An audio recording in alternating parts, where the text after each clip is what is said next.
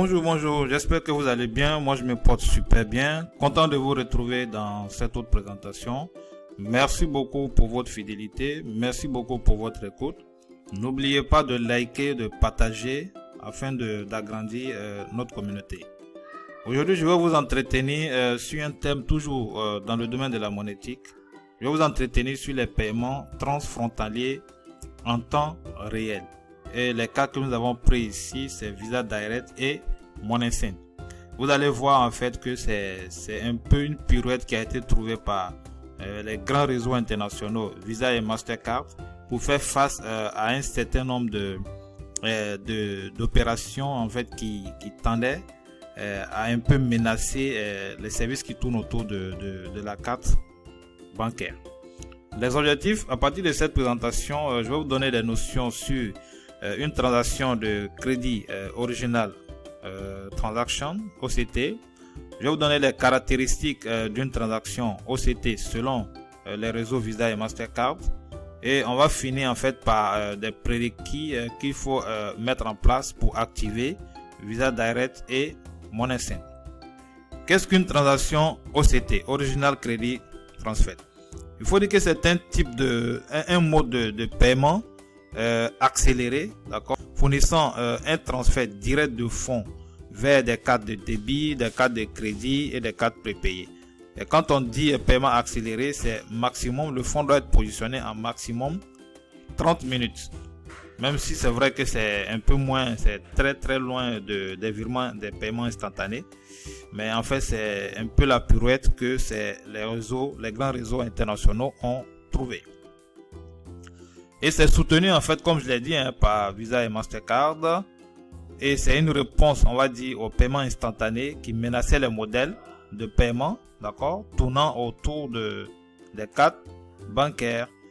Et les services mobilisés pour cela, c'est Visa Direct pour le réseau Visa et MoneySend pour le réseau Mastercard.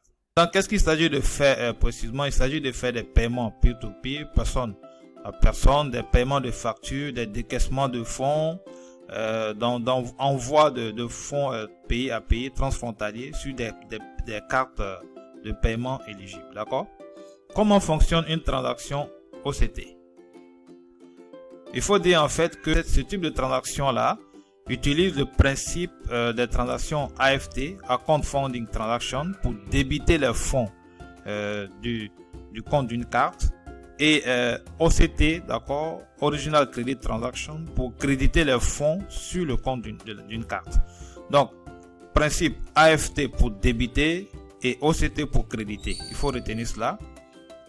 Maintenant, quand c'est une transaction peer-to-peer, personne à personne, d'accord, le compte de l'expéditeur est débité via AFT, d'accord, et le compte du destinataire est crédité via OCT. Maintenant, si c'est un décaissement de fonds entre une entreprise et un particulier, ou entre deux entreprises, ou entre un organisme gouvernemental et un particulier, d'accord, c'est un crédit, le compte du titulaire est crédité via OCT. Maintenant, en cas de refus d'un crédit, d'accord, il faut annuler la transaction. Donc, cela se fait via AFT-R, AFT Reversal, d'accord, en vue de restituer les fonds à l'initiateur de la transaction. D'accord, ce qu'il faut comprendre, c'est que l'idée ici, d'accord, c'est d'accéder au réseau de Visa ou de Mastercard et faire un paiement push, d'accord, directement sur une carte. Donc, accéder au réseau d'abord avant de faire un paiement push, c'est-à-dire pouvoir en fait envoyer un crédit sur le compte d'une carte, sur une carte. Qu'est-ce qu'un paiement push alors? Un paiement push, il faut savoir que c'est une transaction financière qui ajoute des fonds sous forme de crédit à un compte. Donc, c'est ce qui est représenté ici, c'est ce qui est appliqué via le principe OCT, Original Credit Transfer, Transaction, pardon. D'accord? Et ce sont en fait des API qui sont mises à la disposition de Visa et Mastercard, d'accord, pour pouvoir initier un paiement push, d'accord, depuis quel type de canaux, soit depuis un site web, soit depuis un téléphone mobile, ou bien un guichet automatique, ou alors depuis une plateforme d'entreprise quelconque. D'accord? Maintenant, je vous ai parlé de paiement push. Il faudrait que également je vous parle de paiement pull. Parce que souvent les deux thèmes là vont ensemble. D'accord? Donc, paiement push pour pousser, d'accord, un fonds sous forme de crédit sur un compte, d'accord, qui est représenté ici par le principe OCT. Maintenant, le paiement pull, d'accord, c'est comme un prélèvement automatique. C'est comme un retrait d'argent, mais cette fois-ci initié par le requérant lui-même. Et généralement, ça se passe, on a ça là, en ce qui concerne les paiements récurrents là. Ça se fait par des paiements prélèvements automatiques, d'accord, que le requérant, le bénéficiaire applique. Donc ici, en fait, le paiement pull, d'accord, peut se comparer à l'AFT ici, Account Funding Transaction, qui fait un débit en quelque sorte, d'accord. Ok. Maintenant, je vais vous donner le flux de ces différents types de transactions là selon Visa et Mastercard. Donc ici, Visa Direct, d'accord, OCT Visa Direct ici. Donc le fonds est là, donc on parle, la transaction peut être initiée via un téléphone mobile ici, ou bien sur internet, ou au niveau d'une agence, ou bien au niveau d'un ATM, d'accord. Et ça va passer en fait par l'institution, d'accord, qui est à l'origine de la transaction. Ça passe par le réseau. Une fois que c'est à ce niveau là, en ce moment maintenant, le paiement push peut se faire. Donc il va en fait envoyer la transaction au destinataire, à l'institution destinataire, d'accord, qui va maintenant mouvementer en fait, qui va créditer la carte du destinataire. Et une fois maintenant la carte est créditée, le fonds peut être utilisé dans des boutiques, de supermarchés pour faire des paiements en ligne, d'accord, ou bien en fait sur des retraits sur ATM. Donc c'est un peu comme ça que ça se présente. Maintenant, comme je l'ai dit, ce sont des API qui permettent en fait de faire ces opérations là, donc qui permettent de positionner des fonds, d'accord, crédités, ou alors quand il y a échec de pouvoir retirer en fait les fonds. Et quand il s'agit par exemple de l'API mobile push payment, d'accord, ça c'est pour faire on va dire des paiements marchands sans carte de mobile à mobile, d'accord, mobile à mobile. Mais quand il s'agit de faire des transactions transfrontalières, d'accord, pays à pays, il y a un autre type d'API qui est utilisé pour cela. Donc voyons maintenant le flux concernant Mastercard, d'accord. Donc c'est toujours le même principe, hein. Donc il y a l'initiateur de la transaction est de ce côté là, d'accord. Il fait la transaction, il passe par le programme participant qui peut être un acquéreur ici, ou bien un processeur, d'accord, qui passe la main via l'API MoneySend, d'accord, via une transaction financière, single transaction. Il contacte en fait Mastercard Send, le réseau Mastercard Send, et à ce niveau maintenant Mastercard Send va en fait créditer une carte, la carte, que ce soit une carte Mastercard, non Mastercard, ou bien un compte, ou bien une carte prépayée, ou bien un wallet mobile, d'accord. À ce niveau déjà en fait la carte peut être, on va dire, le fonds peut être récupéré en espèces via certains distributeurs qui offrent ce genre de service. Donc c'est un peu comme ça que se présente le flux de ces différents types de transactions. Je vais vous donner quelques cas d'utilisation d'une transaction OCT. Une plateforme de fournisseurs et clients peuvent l'utiliser, c'est-à-dire au niveau des transports, ça peut être utilisé au niveau des cliniques, d'accord. Les patients peuvent utiliser cela pour payer en fait le médecin, d'accord. On peut l'utiliser également, on peut faire des paiements directs aux employés via OCT, d'accord. Également en fait au niveau des transferts d'immigrants, d'accord, ça peut être utilisé également. En fait ça c'est pour un peu titiller les virements bancaires qui ont le vent à ce niveau.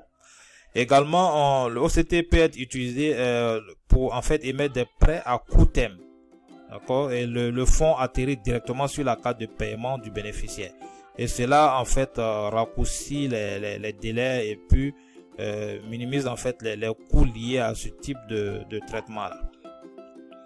D'accord, l'OCT également peut être utilisé pour faire des paiements d'indemnisation d'assurance, de remboursement de taxes. Maintenant, je vais vous donner comment activer Visa Direct. Pour activer Visa Direct, il faut se connecter au réseau VisaNet, d'accord, via les méthodes suivantes. Par passerelle de paiement, d'accord, gateway, d'accord, qui va crypter les informations et les transmettre au processeur de paiement. le processeur de paiement, d'accord, c'est le processeur de paiement en fait qui a un lien direct avec VisaNet. Comme passerelle de paiement ici, vous avez Stripe, Square, vous avez on va dire PayPal, d'accord, qui sont des passerelles de paiement. C'est eux qui vont recueillir les informations, le nom du porteur, la date d'expiration, d'accord, le CVV2. Ils vont récupérer toutes ces informations là, les crypter et les envoyer au processeur de paiement.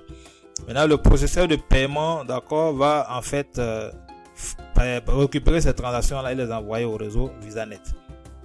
Maintenant, il faut également en fait passer par un acquéreur pour pouvoir bénéficier de ce service là.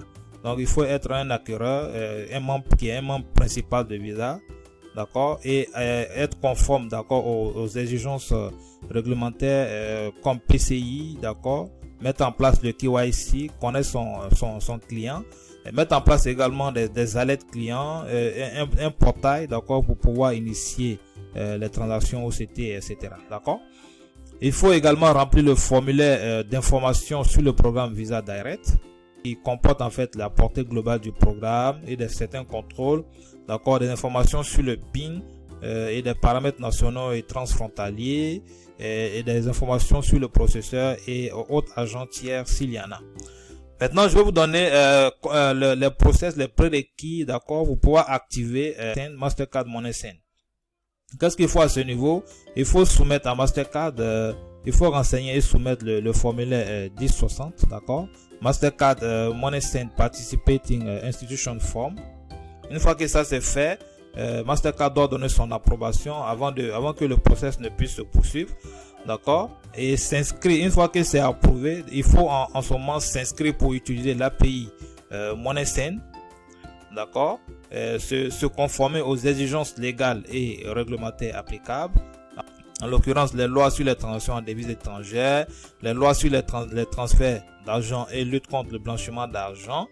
Il faut également appliquer un plafond maximal de transactions MoneySend à 2500 € par mois et par expéditeur. Il faut se connecter au réseau Mastercard via l'API MoneySend, bien évidemment. Il faut créer sa propre plateforme, d'accord, ou utiliser la plateforme d'un fournisseur de services tiers qu'on appelle les PSP. Et parlant de PSP ici, un PSP que je viens de connaître tout récemment, qui doit être lancé très prochainement, que je vous conseille également de suivre, c'est ePay Pro. Ceci met un thème à la présentation d'aujourd'hui qui portait sur les transactions, les paiements transfrontaliers, cas de Visa Direct et Mastercard MoneySend. Merci beaucoup pour votre écoute. On se dit à la prochaine. Bye.